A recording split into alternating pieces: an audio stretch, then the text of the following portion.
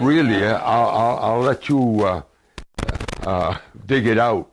Yeah, but the frame is sitting on top of his head. I can move the moose handle. Okay.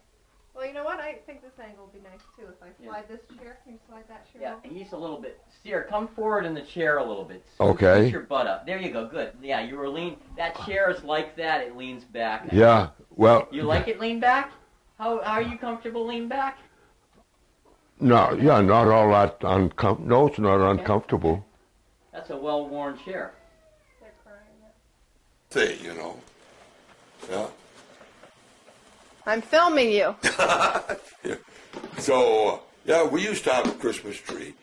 And I can remember going out with Doug. He was about her size there.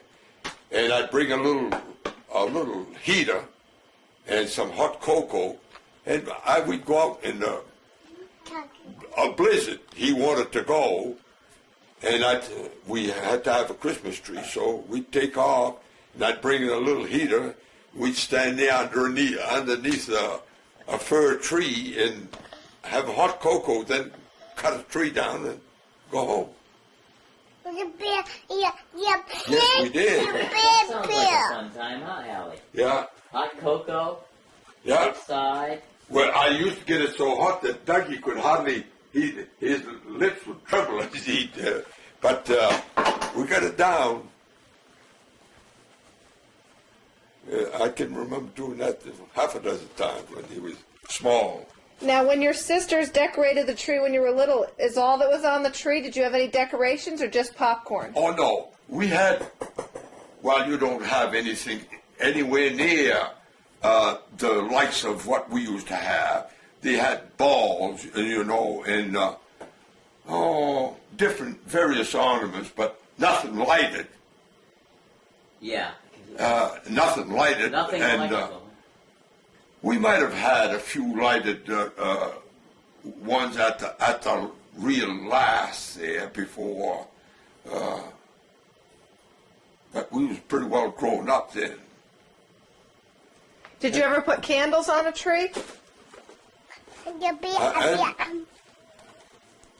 We had a few little gifts. A favorite one was a box of writing paper.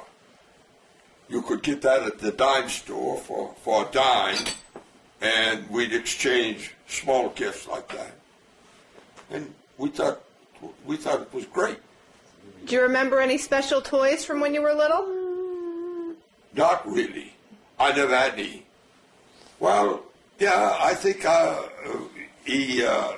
got a small pair of skis that after a while they straightened down. They straightened out. They might have been not steamed enough, you know, to get a good bend. And I used to have to put them up against the clapboards of the house there. I'd wet them in hot water and then put them underneath the clapboards and so that they'd curve, you know. So I'd get a curve on the end. And they'd last like that for a few days, then I'd have to do it all over again. Needless to say, cheap skis. How old were you? 7, 8, 9, 10. In that, I don't think that, I can remember one thing. They used to have a carnival, and our school was represented there. And like I say, I had a poor pair of skis, and I was supposed to jump. I could ski pretty good, but I put too much effort into it. And I can remember my teacher, Miss Boothby, to this day, when she saw me flying through the air and taking the header, of course, she laughed. She thought that was the funniest thing that had happened that day. And but I had done my best to participate in a jumping contest. What happened? You just lost your balance? No, I had poor skis. They were practically straight. And we couldn't just put in skis like you have today with the fancy harnesses. And we used to strap them with with the bindings with whatever we could, pieces of rope or not tires, but inner tubes, elastics. We'd make elastics with inner tubes, and we'd tie them onto our foot anywhere we could. So would that go around the ski? And that would, we participated in this little carnival, you know, the school carnival. And naturally, that equipment wasn't meant to be used.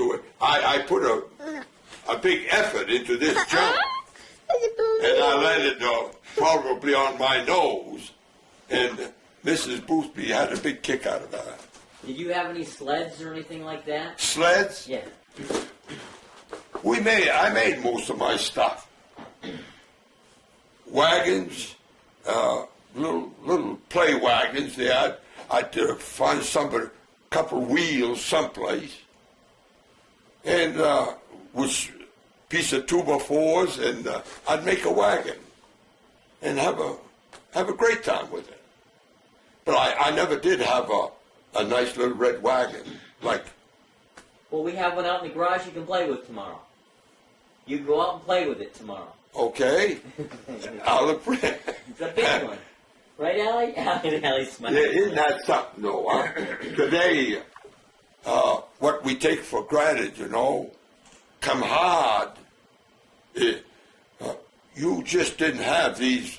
Well, I look around me and I'm flabbergasted by that little truck there would have sent me to high heavens.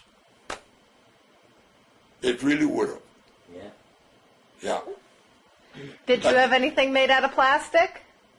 There was no such things in that day. Plastic, I don't think was even thought of at the time. Do you remember the first plastic thing? Not really, but I can't remember plastic toys and stuff like that. What about plastic bottles? When the glass bottles went to plastic? No, I used to be a professional bottle collector. I say professional. I would scour the neighborhood and find pint bottles that drunkards had tossed away, and I'd sell those for 5 cents a piece back to the liquor dealer. How old were you then? 8, 9, 10, 11. 5 cents would take us into the movies. Yeah. And so if I could find, I usually come pretty close to, there was a lot of drinking in those days. This was before Prohibition. And everybody had their supply of booze, and they tossed the bottles away, and we'd collect them and sell them back to them. Do you remember Prohibition? Oh, I guess. How old were you? Well, I was 12, 15. When did they take that off? In there. So it was in the 20s. Yes. I can't remember the year. Now I should because I lived through it. But and I can remember the rum runners. We used to do a lot of searching in the neighborhood for their hiding places. One person next door to us there was elderberry bushes in the back of his home. And he had a lot of little paths in through there, like a maze. And he'd hide his booze in there. And us kids used to be able to ferret that out like hound dogs. We'd go down one path to the next, and we'd eventually find his hiding places. And then what would you do? Should I tell this? Yeah. What would we do? We'd take part of his hiding And, well, they were professional booze sellers. And we'd sell them to whoever, some youngster that didn't have quite the money to buy from the liquor dealer, and we'd sell them to him. And that's during Prohibition or at a different time? Before Prohibition. Oh, okay. While Prohibition, well, when it was illegal to have liquor. When it was illegal to have liquor? Oh, yeah. And what would they do if they found you had liquor? You went in a who's car. Oh, yes, they used to pull raids all of the time. And I can remember one person had a cow. They used to make the alcohol. And we'd see him crossing out. We had a garden plot there. And he took a shortcut through the garden and delivered to a store 2-quart bottles of milk, what we thought was milk, if they were painted white. But they were alcohol that he brought to the store, and the store owner would sell them to his customers. So do you remember how many years that lasted? Oh, that all during my early in the 20s to the early 30s there, that lasted. And then after that, Prohibition was off, and it was illegal to drink. Do you remember anything about it, like why they made it illegal and why they made it legal again? I didn't get that. Do you remember why they made it illegal and why they made it legal again? Well, yes, there was so much unrest and the rebellion against the people. Well, bootleggers were running the government ragged, for one thing, with their Al Capone. You remember talking about him and Babyface Nelson and all of those gangsters dealt in alcohol, and then when they had to find other sources of, so they went to drugs after the alcohol became legal to buy. Do you think they should make drugs legal? I didn't get that, I'm sorry. Do you think they should make drugs legal?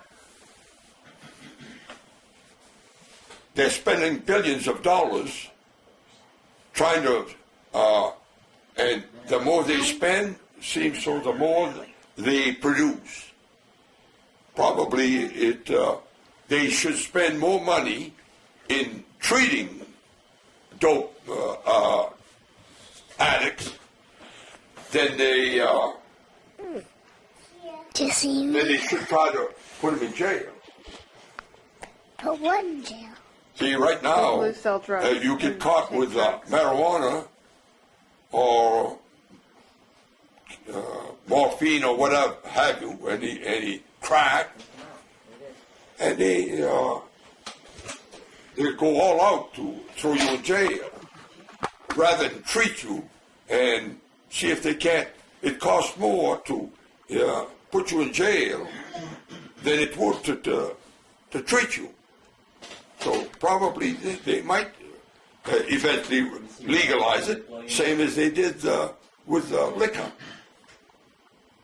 That's merely my opinion, but for what it's worth. All right. What did I ask you last time first? Oh, What's your full name? my name is Cyr W. Fraser. What's the W stand for? William. How'd you get the name Cyr? Well, that's a little story in itself. There was a Canadian strongman at the time in the last of the 1800s and the first of the 1900s.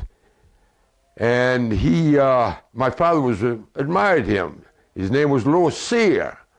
He performed different feats of strength. He was supposed to be the world's strongest man at that time.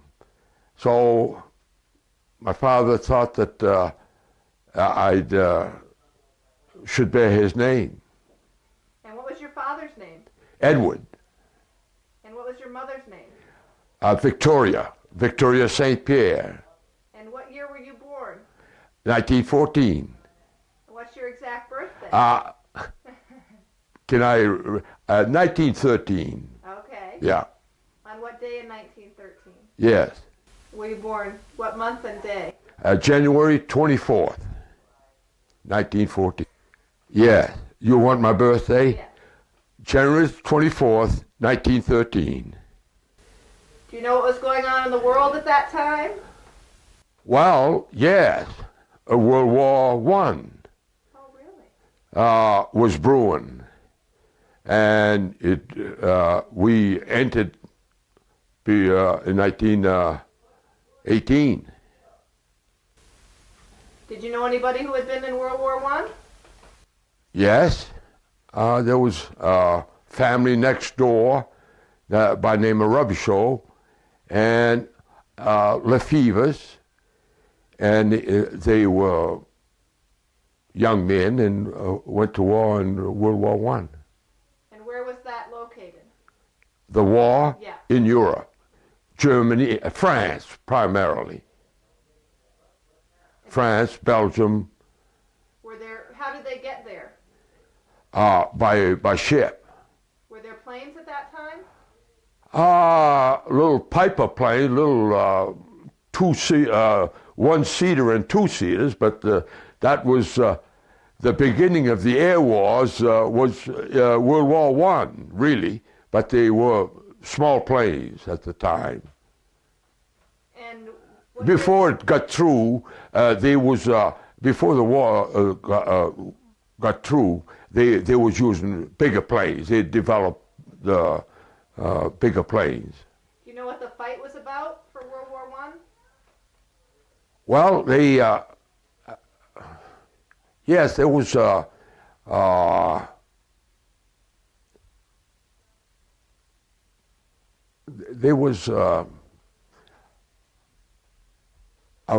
king either that was killed, that was assassinated. The Germans used for an excuse, and I can't remember his name, but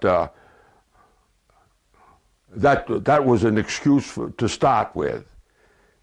And France had been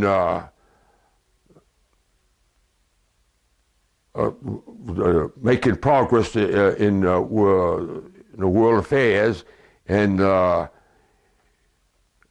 Germans thought that they'd take part of it. Alsace-Lorraine was the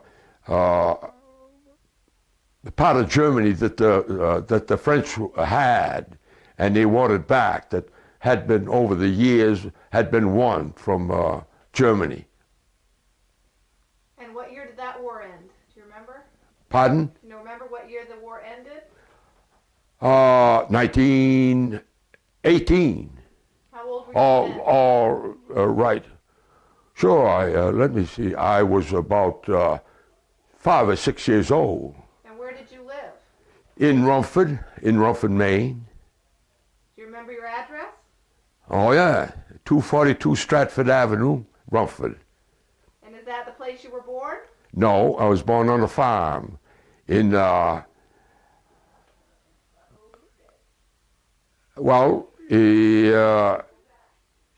actually in Rumford, on the outskirts of Rumford, but in a farmland. They called the place Burgess Hill, and that's where I was born. And did you have brothers and sisters? There was 8 of us in the family. Yeah. Where did you fall? Were you the youngest or the oldest? I was second to the youngest. I had a younger sister. Can you name off your siblings from the oldest? Yes. Antoinette was the eldest, and Lumina was the second in line.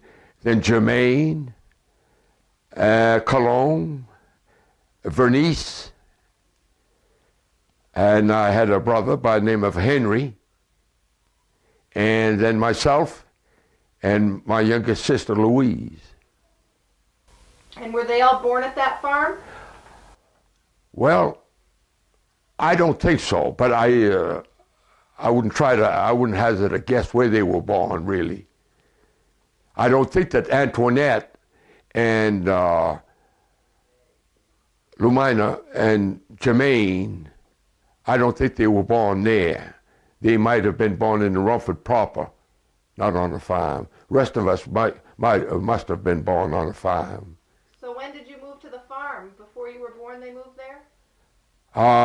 No, I think I was born on the farm. But, yeah. But they didn't live there before? But I must have been the baby when they moved there. Yeah. And then I had a younger sister born when we lived on the farm. Yeah. I wonder where they lived before. That's a good question. I really don't know. No. Yes, I do know. They lived near Stratford Avenue. We had a piece of land there and a 2-tenement block. And my father and mother operated a store in the basement of that 2-tenement block where we live. And then they decided to sell out and buy a farm. And that's when we made that the move to the farm. But my mother died while we were on the farm, and we had been there just a short while. And Louise, the baby, was born, and 3 months after she was born, my mother passed away. What did she die from? Well, that's a good question. She just went to bed one afternoon with with my baby sister, and told my elder sister that wake her up when they heard my father's team coming up the hill, and that she'd start preparing supper. But when they went to wake her up, she had passed away. And what did they do? Well, they bundled all of us kids, the rest of the kids, up, and it was a cold winter night, and they started down the hill to a neighbor's. But they met my father and his team coming up to cut the hill to the farm. He was through his day's work, but it was really dark in the wintertime, early enough, but dark. And he says, "What are you kids doing on the road at this time?" They said, my 2 elder sisters told him that my mother had passed away, but he brought us back home, and from then on it was a matter of funerals and stuff like that.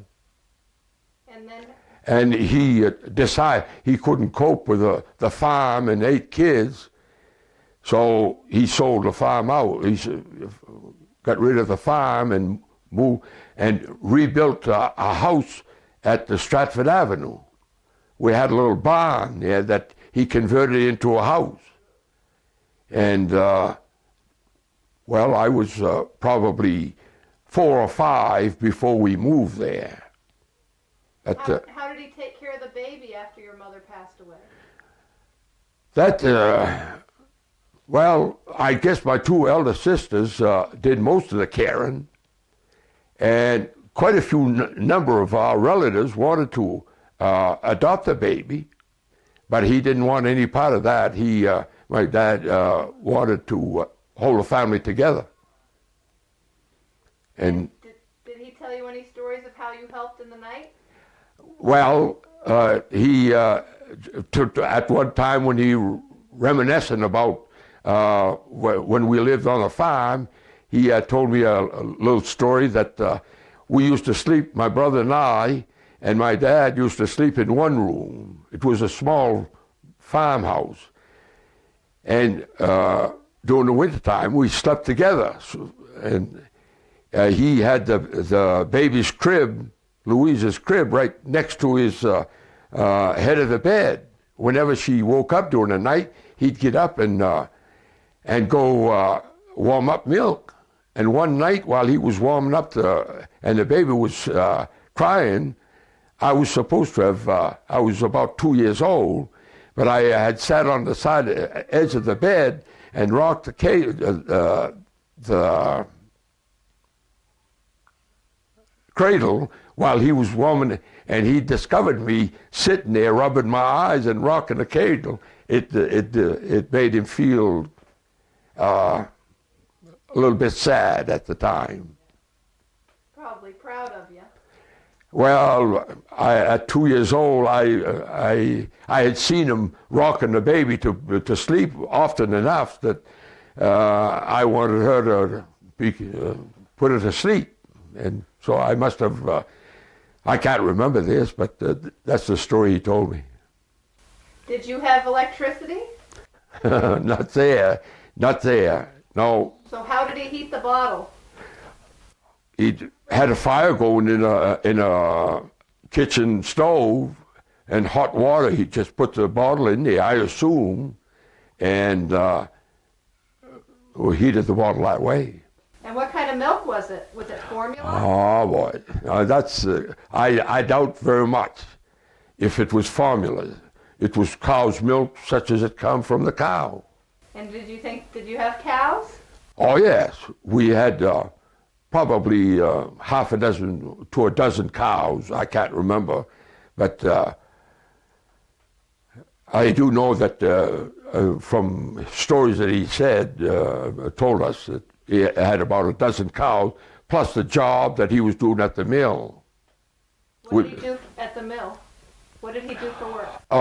Well, he had a team of horses, and he hired those out to the mill, and they made him do various jobs. Did he milk cows?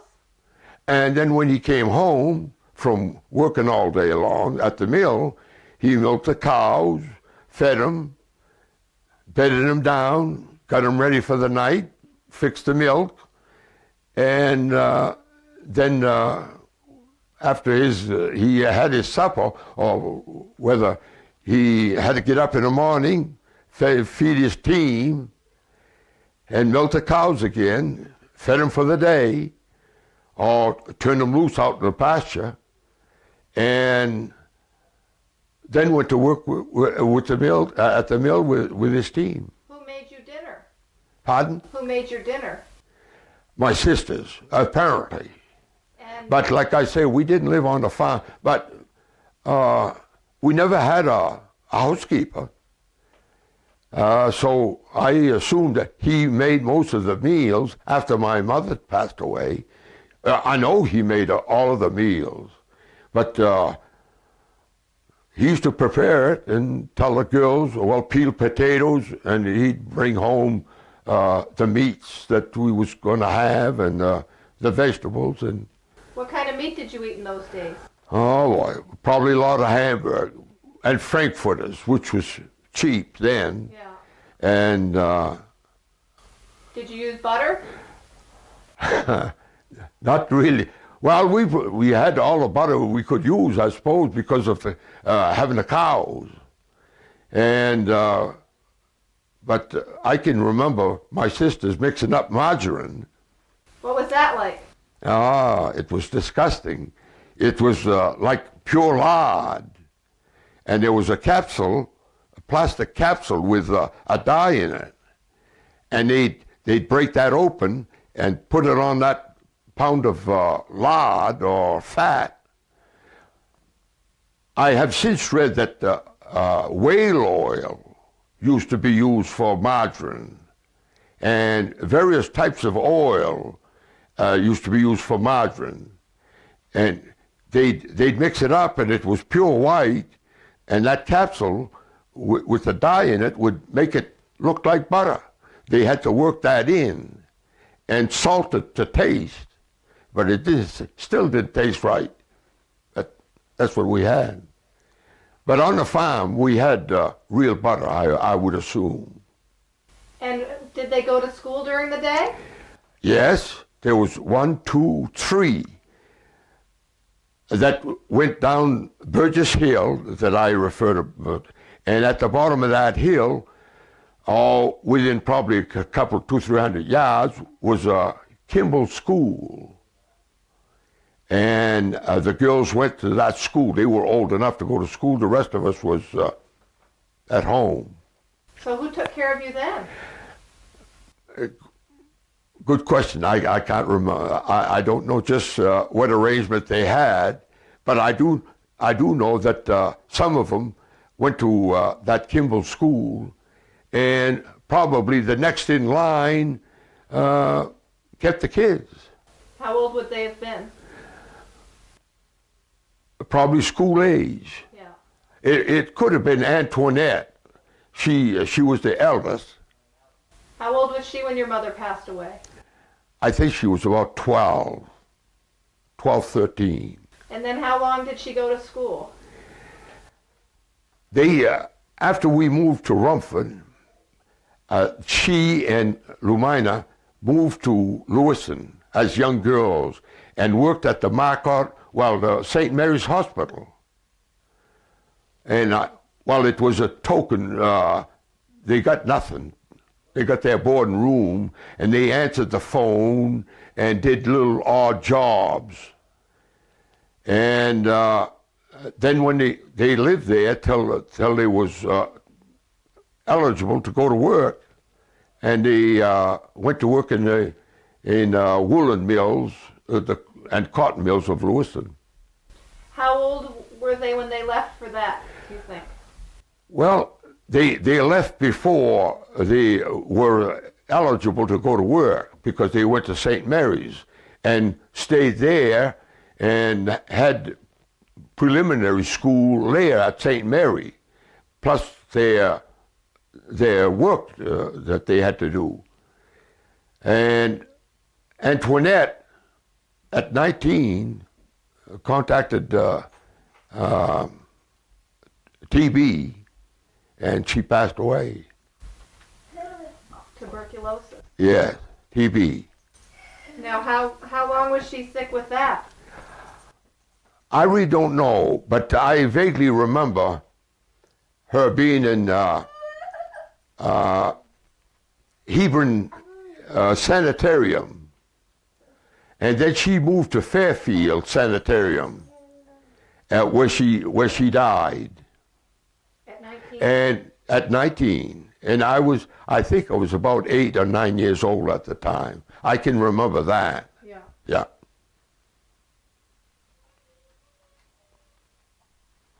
Sorry about that, Cyr. So am I. The baby. Yes. Of all times. Hi. So how did everybody deal with that? With her passing away? Well, I can remember my father being quite. I guess she was one of his favorites. She could wheedle the money out of him to go buy herself a new hat. He'd give her money to buy hats for her and Lumina. Mm-hmm. And that's the story that they tell me. My sisters would tell. But she'd see a hat that was more than half of what he had given them. Then she had to talk Lumina, who was an easygoing one, out of her some of her share of the money, so she could buy the better bonnet. And Minnie would end up with a scruffy-looking hat, and they'd come home, and Antoinette had a stylish little hat, and Lumina would have the rest of the money and not a very nice hat. And my father used to say, "You did it again." He knew she could talk Minnie out of most anything, you know. But that was kids. So then did Minnie stayed in Lewiston? Yes, Minnie stayed after Antoinette's, and she worked at the Bleachery, which was a cotton mill, that is the finished sheets there, a sheet mill. Mm-hmm. And she worked there for something like 35, 40 years. along with other sisters of mine that migrated to Lewiston. Did all your sisters migrate to Lewiston? Yes, they did. Really nothing in Rumford that, except the Oxford Paper Company, that would pay a living wage. So when Minnie said, well, come to Lewiston, you can get a job at the bleachery. And they, one by one, Cologne went, Cologne went, and Jermaine went, and they all got jobs in Lewiston. And then Venise stayed a good while because she was more or less looking after Louise, my younger sibling. And but there came a time when she too moved to Lewiston and got a job. And Louise and I were the last two at home. And I was about 17, 18 and no work. And when I got to be about 20, I decided, Louise in the meantime moved to Lewiston. And that was, I was left with my dad. Henry had moved to Portland and got a job in Portland. What did he do? In Portland? Yeah. He worked at the state drugstore as a clerk, I guess. I used to take the interurban out of Lewiston, and I'd come to Lewiston from Rumford, take the interurban there for $1, and go to visit with him in Portland, then come back, stop in Lewiston, then go back to Rumford. I was the last one home. What's the interurban? It was a one-car train that run along the, I can't remember the route number there, but yeah, the interurban was an electric car train, and it used to make a fast trip to Portland 2-3 times a day. Why did it stop? Oh, it stopped at New Gloucester, Gray, and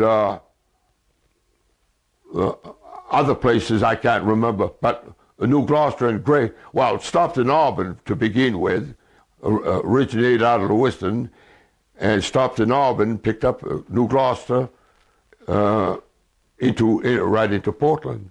Do you remember what years that ran? Sure, I think before I went in the Army. This was in early 30s, the late 20s, early 30s, 1930. On the farm. Yes. Did you have running water? No, I think, no. Like I say, I was 2 years old, but known farms in those days, no running water, no bathroom. There was outhouses, as you probably know what an outhouse is. Tell me about it. Tell you about. Well, there were outhouses for years. Wherever there's no running water, and the farm, they have a place in a stable, in a barn, that is set off from the other, and there's a two-holer there that you use to go to the toilet. What does a two-holer mean?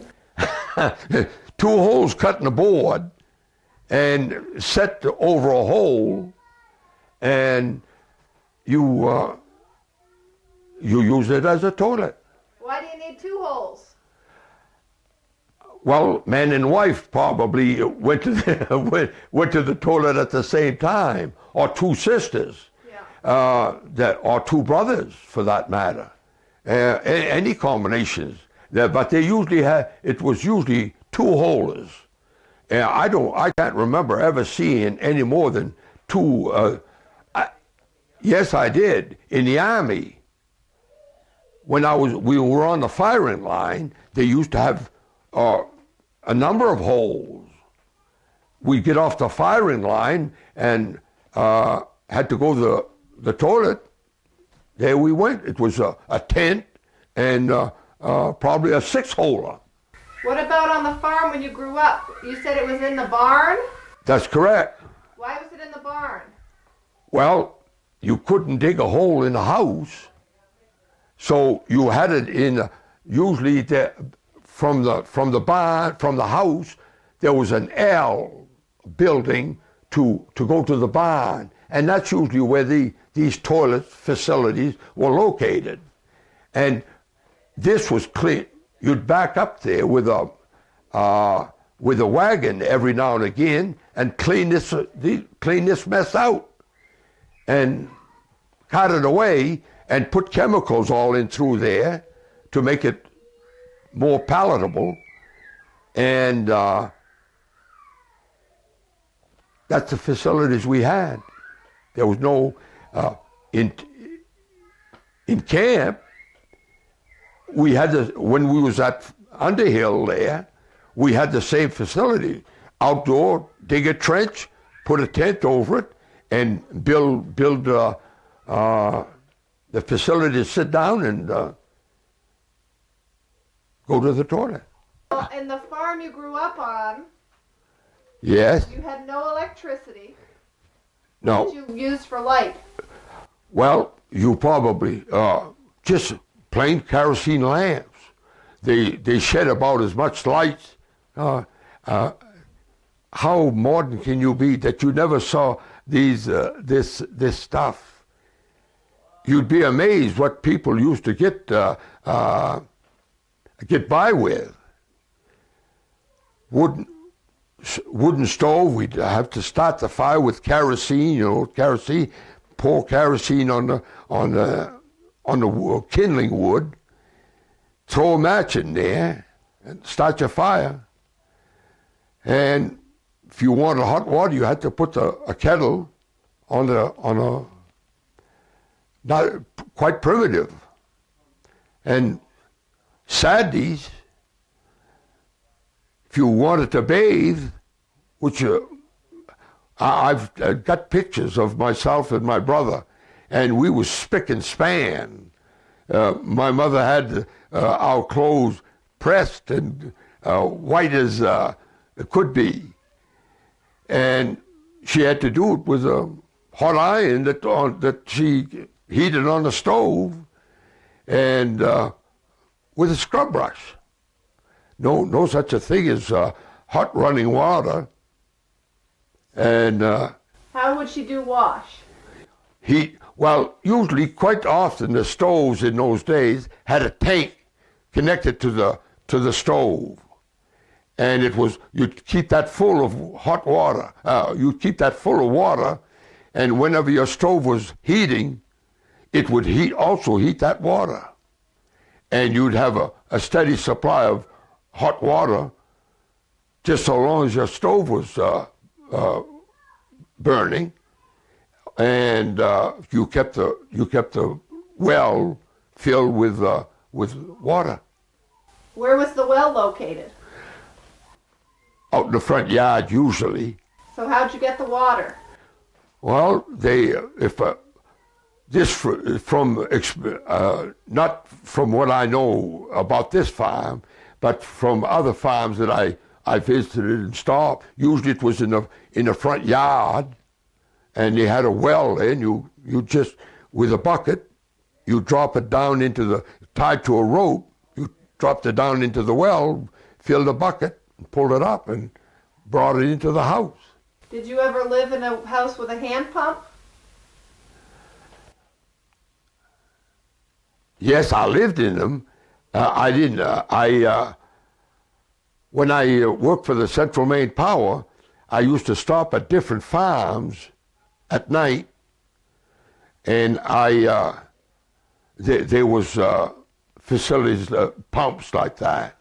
What did you do for Central Maine Power? I inspected, to begin with, I was an apprentice lineman. And after about a year, I became a patrolman or a line inspector. These high-tension volt lines that cross-country. I used to walk from Lewiston to Bingham Then from Bingham, I'd walk down to Bucksport, inspecting the lines as I went along. When I got to Bucksport, I used to go to take a bus into Bangor and take the Flying Yankee out of Bangor back home to Lewiston, and I was back home for 3 days. Then I'd make the trip all over again. What's the Flying Yankee? Flying Yankee was a really modern plane for the time. You never knew of the Flying Yankee? Of course not. You're only 36, and this is before your time. But this Flying Yankee was an all aluminum plane built like a bullet. And they called it the Flying Yankee. And it originated out of Bangor roughly to Augusta, to Lewiston, and to Portland, to Boston. And I used to take it out of Bangor through to Augusta and into Lewiston, and there I stayed home for 3 days. How old were you then? Oh, I was probably 26, 27. How many miles did you walk a week or a day? 200 miles, about 20 miles a day, cross country. Oh, on snowshoes in the wintertime, and through the bushes during the summertime. Where did you sleep? If my 20 miles finished up in Livermore, for instance, I'd stay in the motel. In Farmington, I stayed at the Brick Inn. In Madison, I used to stay at the Madison House, and I'd eat at restaurants at the expense of the CMP. And some nights, I wouldn't hit any town, but I'd search out a farm. I prearranged, mind you. This was prearranged. And I'd stop at the farm overnight, and I'd pay the lady $1 for my bed and 50 cents a meal. And she'd put up a lunch for me the next day, and I'd take off to go to my next destination. How did you get into that work? Well, as I say, I was an apprentice lineman, and I was making all of $16 a week. And when this job job opening came, it paid. There was a $9 increase in salary, plus all my expenses. So. What year was that? That was in 1937. 37 to 41. And I was living high off the hog. I was making over $25 a week, and all my expenses paid. So. What did you do for fun in those days? At that time, well, do you really want to know? I went out with in Bingham, for instance, there was a fellow, a bus driver from Portland, that used to stop overnight at the same hotel that I did.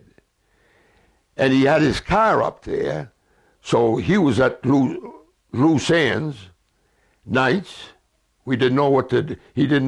And so when I'd get there I was in Bingham Friday and Saturday.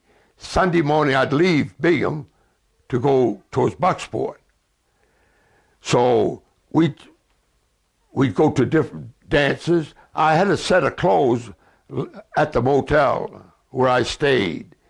And this Mrs. Dutton, the hotel manager, would put my clothes away. I'd leave it in my room and put on my work clothes and take off, and she'd put my clothes away till I came the following week. And why did you stay in that town 2 days? Because one day I worked backwards. I didn't want to stay in Solon.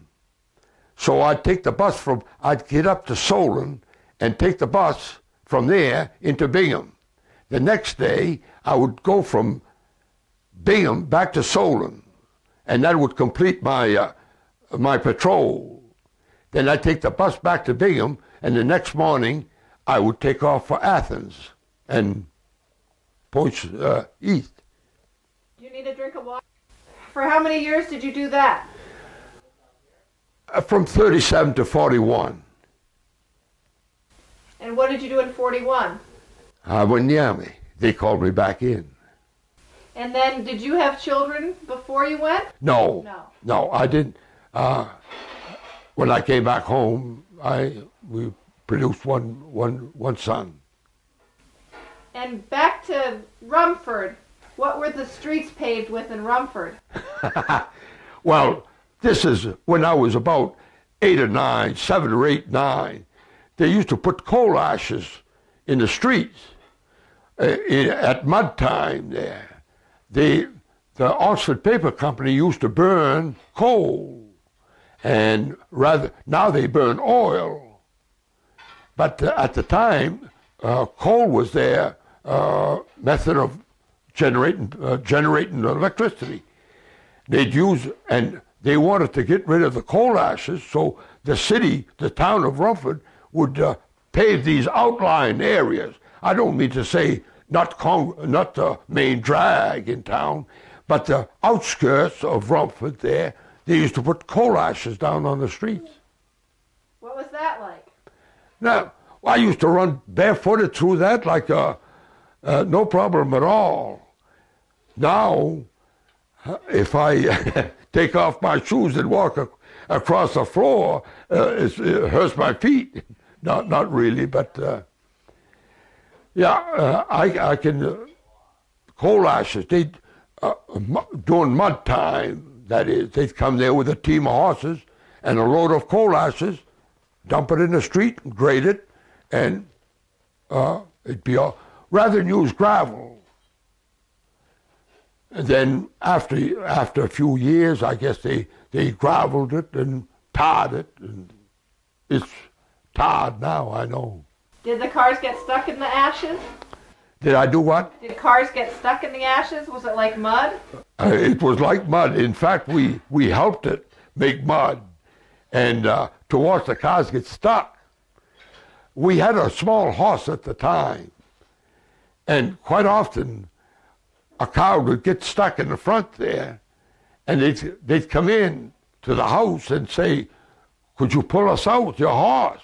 But he was really not a working horse, but he was big enough that he could just give the car enough of a help to pull. So my brother and I would make 25, 50 cents a piece for the cars that were stuck there.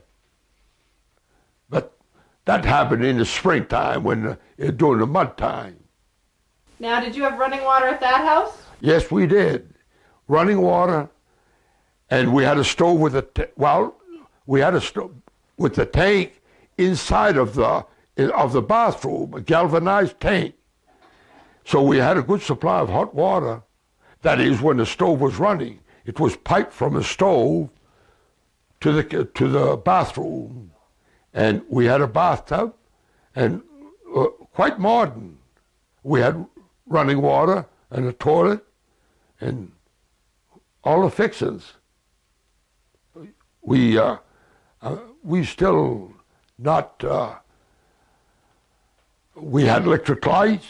Yeah. Yeah, we had electric lights, and but this was on the outskirts in Rumford, on the outskirts of town, and he had built at the time when in the early 20s there, when lights were becoming available, and bathtubs and stuff like that, and when we moved from the farm to Stratford Avenue.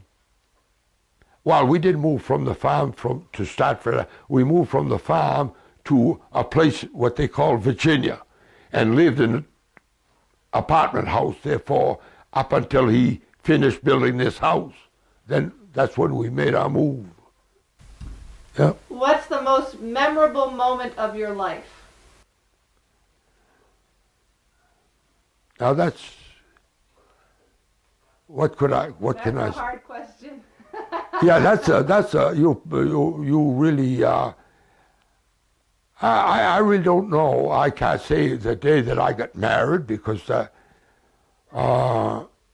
day your son was born? possibly, yes.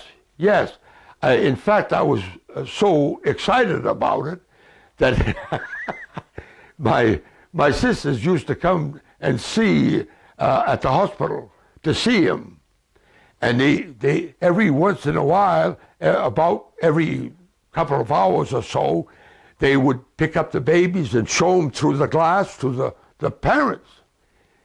And my sisters would come to see the baby, and I'd be in the hallway and acting as a traffic cop. Acting as a traffic cop, they say, and I'd say, "Hurry up! He's being shown," and I was pretty excited about it. Yeah, I was pretty excited about that youngster. I can remember taking him. We had a car at the time, and he was just a small baby, and we'd take him where I live now, Montola Heights, and we'd hold him up in the air. This was farmland, and it was supposed to be purer air there than in the city. So we'd hold him up in the air like this so he'd get good fresh air. That was kind of silly, but we did it. How did you pick his name? How did we pick his name? My wife says she wanted Cyr, but I'd had so much trouble with that name. People asking me, is that your first or your last name? And I would tell them that's my first name. So I said, I'm not going to put that kid through that same thing. So she called him Cyr William Fraser, same as I. So when I come home from work that day, I'd been at work, and they stayed in the hospital 2-3 days at a time at that time. And I went to visit with the baby and her. And she said, I named the baby today. I said, what'd you name him? She said, Cyr. I said, no, you didn't. And I said, no, I'm going down to the office right now, the desk, and change. So I went down there. I said, is it too late to change that baby's name? This, of course not. I said, well, you call him Douglas Cyr Fraser. But she likes Cyr because it was unique, and there were not too many. But I didn't. I'm not crazy about it today. But how'd you pick Douglas? Well, that seemed to rhyme pretty well with Douglas. I think is Scotch. Yeah. Quite a lot of, and my ancestry is Scotch. Okay. So I thought that Douglas rhymed. We had discussed Douglas before. Yeah. And I thought that was pretty good, not a bad name. So he's dubbed Douglas Cyr today. And with that, You going to bed, dear? No. You're just giving me a bonus. Yeah, that's all. Oh, let me smell you, dear. one more bonus. Give him a kiss. Oh, I can smell you. Yeah, she smells good. Can I have a kiss? Ah! Give Uncle Cyr a kiss. Yeah. Give him a kiss. Yeah. Give me a kiss. No kiss. A hug. Ah, okay. A hug.